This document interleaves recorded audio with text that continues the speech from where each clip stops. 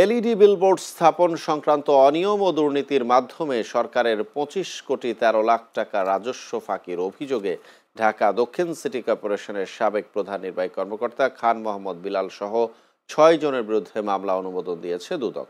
মঙ্গলবার এ তথ্য জানান দুদকের উপপরিচালক মোহাম্মদ আখতারুল ইসলাম। মামলার আসামিরা হলেন ডিএসসিসির সাবেক প্রধান নির্বাহী কর্মকর্তা খান মোহাম্মদ বিলাল, চাকুরিচ্যুত সাবেক উপপ্রধান রাজস্ব কর্মকর্তা মোহাম্মদ ইউসুফ আলী সর্দার, টিসিএল অপটো ইলেকট্রনিক্স লিমিটেডের ব্যবস্থাপনা পরিচালক মোহাম্মদ আখতার হামিদ খান, বেস্ট ওয়ানের মালিক মোসাম্মদ মমতাজ বেগম, বৈশাখী ট্রেডার্সের মালিক মোহাম্মদ গাফফার ইলাহি ও জিটেকের মালিক সুলতানা দিল আফরোজা।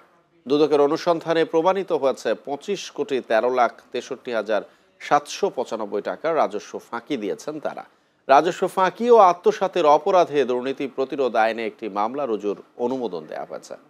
ঢাকা দক্ষিণ সিটি কর্পোরেশনের ডিজিটাল আধুনিকায়নের নামে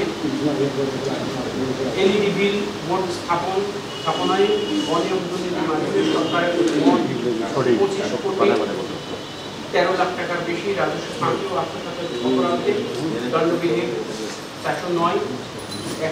১০৯ ধারা তৎসহ ১৯৭৭ সালের দুর্নীতি প্রতিরোধ আইনের ৫-২ ধারায় অভিযোগ সংশ্লিষ্ট জনাব খান মোহাম্মদ বিলাল,